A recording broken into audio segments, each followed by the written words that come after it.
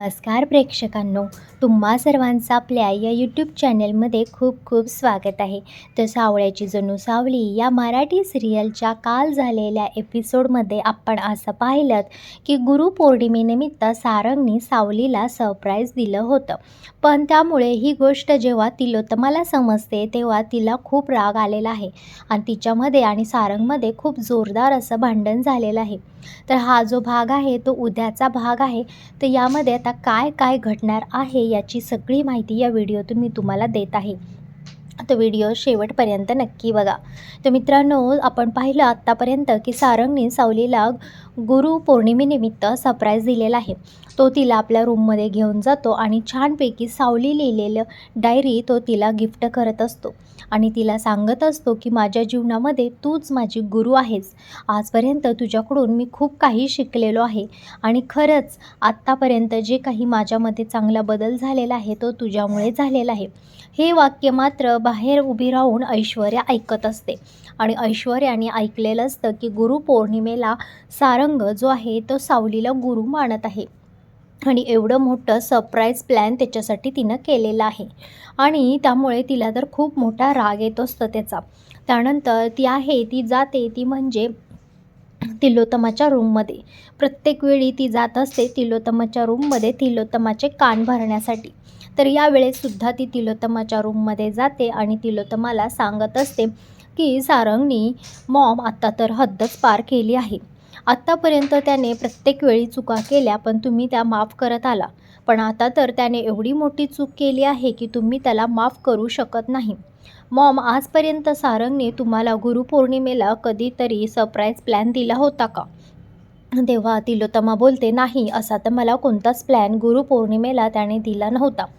त्यानंतर ऐश्वर्या सांगत असते, मॉम, हेच तर मी तुम्हाला किती दिवस सांगत आहे की ती मुलगी या घरात आल्यापासून काही ना काही नवीन असं आपल्या घरात घडत आहे आणि आपल्या घरामध्ये सगळ्यांच्याच जीवनामध्ये खूप बदल झालेले आहेत. एव्हाना सोहम, बबलू, अमृता सगळेच त्या सावलीमुळे बिघडलेले आहेत. तिच्या आंधळ्या प्रेमात पडलेले आहेत आणि त्यांनासुद्धा कळत नाही आहे की सावलीवरती तेवढा विश्वास का ठेवत आहे ते.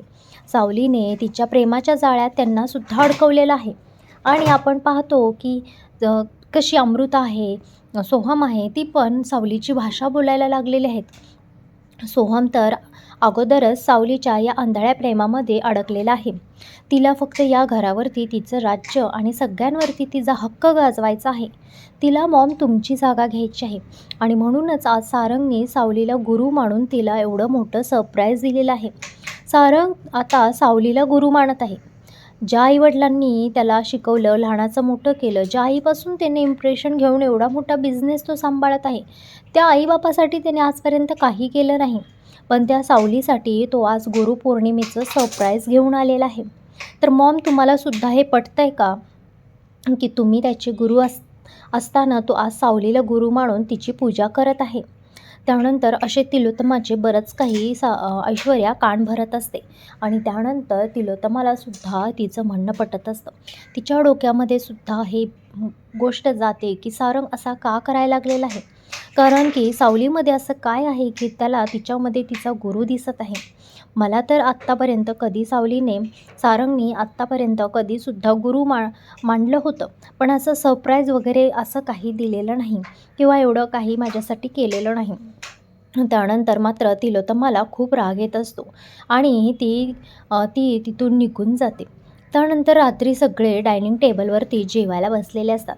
तेव्हा सारंग मॉमजवळ येतो आणि तिला एक गिफ्ट देतो आणि बोलतो, मॉम, गुरुपौर्णिमेच्या तुला हार्दिक शुभेच्छा, आणि तिच्या पाया पडतो. पण तिलोत्तमा साईडला होते आणि म्हणते, मला नको आहे तुझं हे गिफ्ट. त्यानंतर सारंग म्हणतो, काय झालं मॉम, आता अशी का वागत आहेस तू? काय झालं, सांगशील की नाही? तेव्हा मॉम तिथून निघून जाणं पसंत करते आणि त्यानंतर सारंगसुद्धा जेवत नाही. तो सुद्धा रूममध्ये निघून गेलेला असतो. सोहम त्याच्या मॉमच्या रूममध्ये जातो आणि मॉमला गुरुपौर्णिमेचं गिफ्ट देतो आणि तिच्या पाया वगैरे पडून येतो. सगळे तिची मुलं जातात पण सोहमला जयदीपला राजकुमार सगळ्यांना तिलोत्तमा आशीर्वाद देते. पण सारंगला मात्र बोलायचंसुद्धा त्याच्याशी बंद करते. आणि तो नंतर सारंग बेडरूममध्ये गेलेला असतो तेव्हा सावलीला विचारतो. सावली विचारते की काय झालं, तुम्ही असे अपसेट का आहात? मॉमनी सगळ्यांना गुरु पौर्णिमेनिमित्त सगळ्यांना चांगले आशीर्वाद दिलेले आहेत आणि माझं साधं गिफ्टसुद्धा तिने घेतलेलं नाही. असं अचानक मॉमला काय झालं की तिला आत्ता माझा एवढा राग यायला लागला आहे? आणि धड मॉम काही सांगायलासुद्धा तयार नाही आहे. त्यानंतर सावली म्हणते, अहो तुम्ही मॉमशी बोलून घ्या. काही जर गैरसमज झाले असतील ते तुम्हाला दूर करावे लागतील. त्या तिकडे नाराज, तुम्ही इकडे नाराज, कसं चालणार? तुम्ही बोलल्याशिवाय का एकमेकातले गैरसमज दूर होणार आहेत? त्यानंतर सावलीला तो म्हणतो सारंग की हो सावली, तू म्हणतेस ते अगदी बरोबर आहेस आणि असेच सल्ले तू मला चांगले हमेशा देत असतेस, म्हणूनच मी तुला गुरु मानत असतो. मी आत्ताच जातो आणि मॉमशी बोलून येतो. आणि सारंग मॉमच्या रूममध्ये जातो आणि मॉम बसलेली असते. तेव्हा तिलोत्तमा त्याला म्हणते, कशाला आला आहेस इथे? जा तुझ्या गुरुकडे. तेव्हा सारंगला थोडा डाऊट येतो की आत्ता मॉमपर्यंत ही बातमी आलेली आहे की मी सावलीला गुरु मानलेलं आहे ते. तर सारंग तिला सांगत असतो की असं काही नाही मॉम. तेव्हा तिलोत्तमा म्हणते, आजपर्यंत माझ्यासाठी तर गुरुपौर्णिमेला असं काही तू प्लॅन केला नव्हतास म्हणून, आणि आज तुझ्या नजरेमध्ये सावली ती मूर्ख मुलगी एवढी मोठी गुरु झाली का? त्यानंतर सारंग म्हणतो, असं काही नाही. तिने मला आजवर चांगले चांगले सल्ले दिले आहेत आणि त्या सल्ल्यामुळे मला फायदा झालेला आहे. आणि तुझे संस्कार आहेत मॉम हे की आपल्याला जो कोणी चांगले संस्कार देईल, आपल्याला जो कोणी चांगलं शिकवेल त्याला गुरु मानणं, हे तुझ्यामुळेच मी शिकलेलो आहे मॉम, आणि तूच हे मला शिकवलेलं आहे.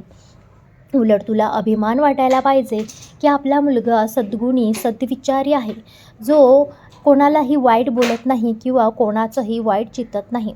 आणि हे तूच आम्हाला असं शिकवलेलं आहेस. तू आमच्या संस्कारामध्ये कधीच कमी पडून दिलेली नाहीस, म्हणून आज मी हे सगळं शिकलेलो आहे. जर तू मला असं काही शिकवलंच नसतं, उद्धट बोलणं, उद्धट सगळं शिकवलं असतं, तर मी आज असा घडलोच नसतो मॉम. आणि त्यानंतर तिलोत्तमालासुद्धा सारंगचं हे बोलणं ऐकून तिला भारी वाटत असतं आणि बोलत असते, हो सारंग, मीच तुला लहानपणापासून असे सगळे संस्कार दिलेले आहेत. आणि हे बोलणं मात्र दरवाजाच्या बाहेर उभं राहून ती कपटी ऐश्वर्या ऐकत असते आणि ती म्हणते, आता ह्यावेळी पण माझा डाव उलटा पडलेला आहे. सारंगनी मॉमला मनवलेलं आहे आणि मॉम त्याला चांगला आशीर्वाद देते आणि सारंगसुद्धा मॉमला गिफ्ट देत असतो आणि मॉमला म्हणतो, उघडून बघ मॉम, तुझ्या आवडीची वस्तू मी घेऊन आलेलो आहे.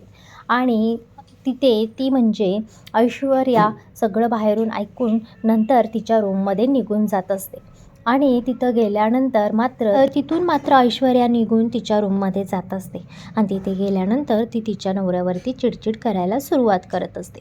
त्यानंतर मात्र आपण पाहतो की सारंगचं बघून चंद्रकांतलासुद्धा वाटतं की हो, मलासुद्धा असं वाटत आहे आणि आज अशी जाणीव झालेली आहे की मलासुद्धा तिलोत्तमासाठी काहीतरी प्लॅन करायला हवा, कारण माझ्या जीवनातसुद्धा तिलोत्तमाचं इम्पॉर्टंट खूप आहे. तिनेसुद्धा मला हवे तेव्हा चांगले मला सल्ले दिलेले आहेत आणि एक आई, बहीण, बायको म्हणून सगळ्या दृष्टीने ती माझ्याशी हमेशा सोबत राहिलेली आहे. माझा पण गुरुच आहे तिलोत्तमा, हे आज मला समजत आहे की बायको म्हणजे सुद्धा गुरुपौर्णिमे दिवशी आपण तिला गुरु मानत असतो. सावली जी आहे तिच्या रूममध्ये सारंगची वाट पाहत असते आणि त्यानंतर सारंग तिला येऊन सांगतो की सावली, तुझ्यामुळे घरात तर अगदी आनंदाचं वातावरण आहे. खरंच तू या घरासाठी किती लकी आहेस गं सावली. तर सावली विचारते, काय झालं? तर तेव्हा ती सांगते की आज पप्पांनीसुद्धा मॉमला गुरुपौर्णिमेच्या शुभेच्छा दिलेल्या आहेत. त्यांनासुद्धा आजच समजलं आहे की त्यांची बायकोसुद्धा त्यांच्याशी हमेशा गुरु म्हणून सोबत राहिलेली आहेस. तर सावली, या घरामध्ये सगळा जो बदल होत चाललेला आहे ना, तो तुझ्यामुळेच होत चाललेला आहे. आणि त्यानंतर त्या दोघांमध्ये खूप अगदी छानपैकी नातं तयार झालेलं असतं. तर मित्रांनो, आता बघूया पुढच्या एपिसोडमध्ये आता ऐश्वर्या नवीन कोणता प्लॅन करते ते.